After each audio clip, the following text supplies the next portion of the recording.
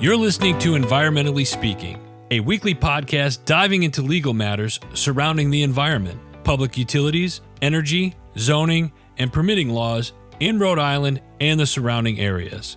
With your host, Marisa Desautel. Hello, everybody, and welcome to this week's episode of Environmentally Speaking. Hi, everyone. This is attorney Marisa Desautel. I'm an environmental lawyer here in Rhode Island. And I'm Clarice, coming in with questions, topics, comments. And Marisa, I'm going to start off this week with a question for you. Oh, boy. Do you have a green thumb? I'll give the lawyerly answer to that. Depends. It depends. Why do you ask? Because today we are talking about how the recent climate change and how everything is getting warmer and colder and rainier and all of these crazy climate swings is affecting the growing seasons. Oh, this is going to be a dark and sad, depressing episode, right? I'm going to go with weird. I'm comfortable. So what does it depend on for you? Is it the type of plant or is it the place that the plant is? Like indoor versus outdoor? Indoor versus outdoor. Okay. Outdoor plants, once potted, require so much irrigation that I cannot keep up. So I do enjoy a rainier summer only for that reason. This summer included. I did not have to do a lot of watering, so I appreciate that. But I find that by this time of year, anything that I've planted in a pot is not looking good. Gone. I have to say I am the same, which means I limit the amount of outdoor plants we have to two areas, our back deck and our front steps. And if they're not in those places, that's it. It's not happening. Do you water them daily? Yes. And I have set a daily reminder on my phone because if my phone does not go off at 6:30 every day to water them, it's not happening. It's not happening. It's absolutely not happening. But what we're really going to be talking about isn't what we're trying to keep alive in our houses. What we're actually going to be talking about is the growing season, specifically and how it's affecting Rhode Island farmers. So as you had mentioned, this summer has been a little bit rainier, a little bit meaning a lot rainier than normal seasons. And I had talked about a couple seconds ago how this season has been definitely hotter. Our winters are a bit milder. Everything's a little off. What is that doing for the growing season? Everything. It's changed everything. When you say growing season, what does that mean exactly? That means, so for my not green thumb, I guess for my brown thumb, if everything is certain, from what I understand, certain crops, certain plants all have different growing seasons. And it's all dependent on certain things you can plant in the spring and certain things thrive in that spring cooler season. Okay. Certain things thrive in that summer heat and need to be harvested in the heat. Certain things in the fall, so on and so forth. Certain things will die in the winter. Because our summers are getting warmer, our falls are getting warmer, a lot of farmers right now are experiencing a second growing season, which weirdly enough, they're getting a benefit from. Wait, a second growing season in the fall? Yes. For fruits and vegetables or fruits and vegetables specifically. That seems like it's not something I'd want to eat, like genetic mutation. No, these are cucumber. Not a zombie cucumber. There's just more time. They just have time to grow because normally in this second extended fall season where it would be colder, it's not. So they can squeeze in a second set of crops when it would normally be too cold. And it's not good. It's not good. It's not good. It's not good. But these farmers have adapted and are taking advantage of it. Specific cool weather crops that they can extend and plant more of because they've got more time. broccoli, cabbage, carrots, kale. Those are crops that we're seeing more of and we're getting the benefit of. That being said, because we're getting these warmer falls, we're also seeing an impact on things that do not do well in the warmth. Yeah. So specifically, the article that I used to reference was a fantastic article from ecoRI.org. They talked a lot about the hydrangea season is completely messed up. Oh, thank God. Literally, thank God you're talking about this, because Oh, I was like, what? my this is how you can tell you're middle-aged. My hydrangeas have done nothing. And I'm so sad about it, because normally they are beautiful for such a long period of time. And they're verdant. They're very green and But no lovely, flowers. but no flowers this year. I bought fertilizer for them. What happened? Did it work? Nothing. Nothing. I thought it was me. I blamed myself. Yeah, No. yeah, me too. Okay, so this is okay. So I'll take this little bit of positivity. It's not us. So the hydrangea season is all out of whack. This warmer weather means invasive bugs and pests that would normally die off now are living longer lives. So they're eating more crops. They're Oh my God. growing more. I mean, the fact that we can have more broccoli and kale, sure, that's one small plus. But think about our previous episode where we talked about how there was a drought and some of the Christmas tree farms had to close. That's right. There's this pro and con. The growing structure that these farms are used to, whereas maybe in like tulips, you plant tulips in the colder season, so early spring or late fall. That's all thrown out of whack because it's now getting warmer earlier and staying warmer longer. All of these planting schedules and cycles are all being disrupted. This erratic weather pattern, when it's dry, it's drier than it's ever been. When it's raining harder and longer than it's ever been.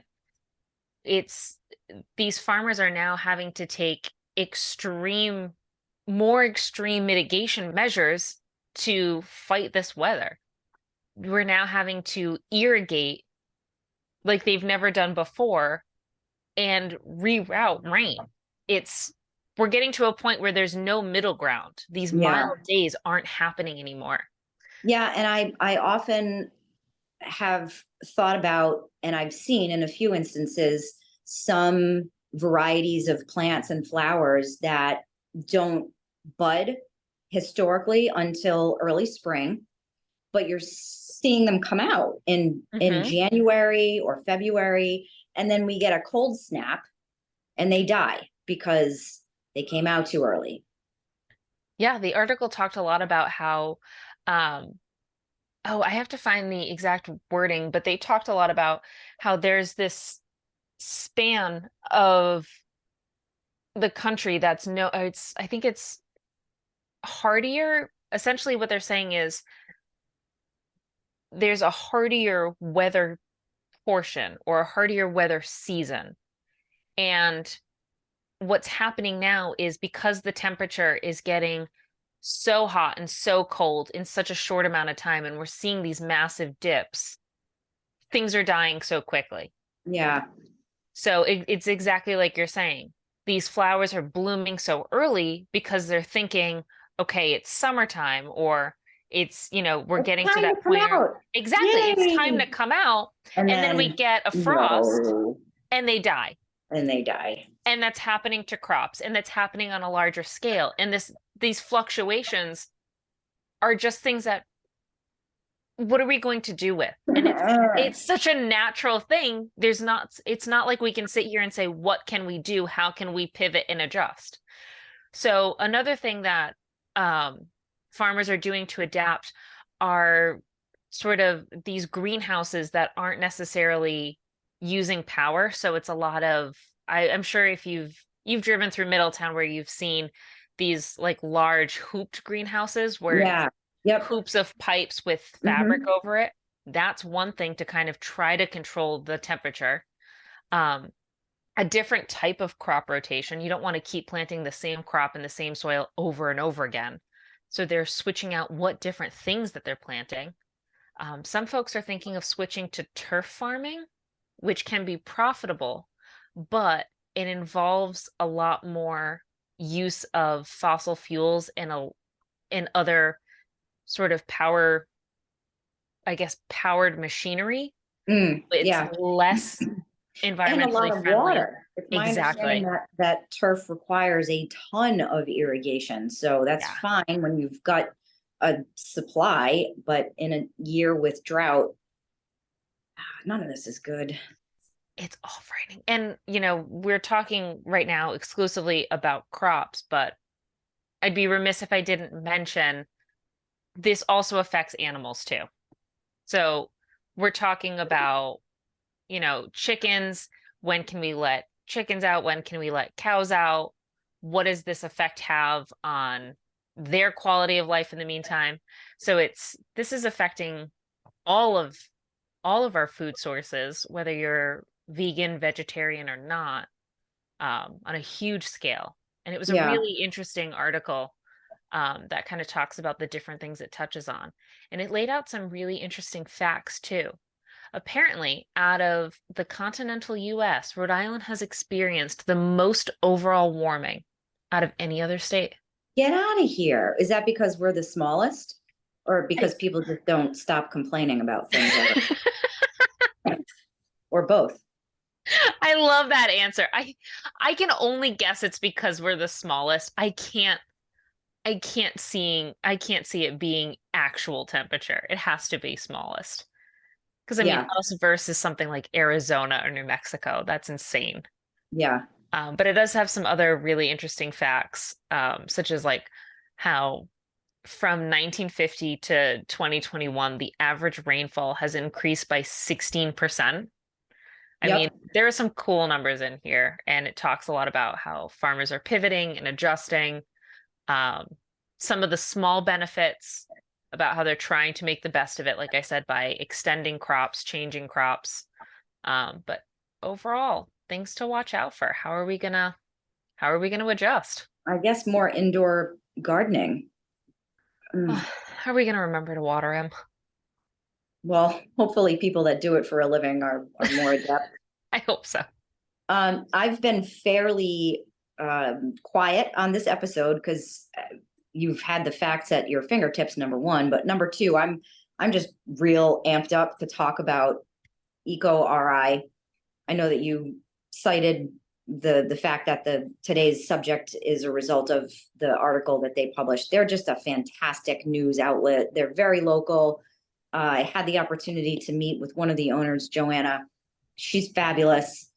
She's got a wealth of information, and her staff are on top of what's happening environmentally in Rhode Island. So I'm a huge fan of that organization. I also wanted to mention that they have an annual event every year called the Zero Trash Birthday Bash, and it's a celebration of the organization itself. This year they're turning 14. It's a wonderful event. It's a lot of fun. They're super smart about where they locate this event. This year it's at Proclamation Ale Company in Warwick, Rhode Island. Who doesn't love to drink beer and celebrate and have a good night out? So I did want to, we credit them for this episode, but we also get a lot of information from them for both this podcast and as part of the law firm. Thanks a lot to ecoRI. Please keep doing what you're doing. And I cannot recommend enough supporting this group.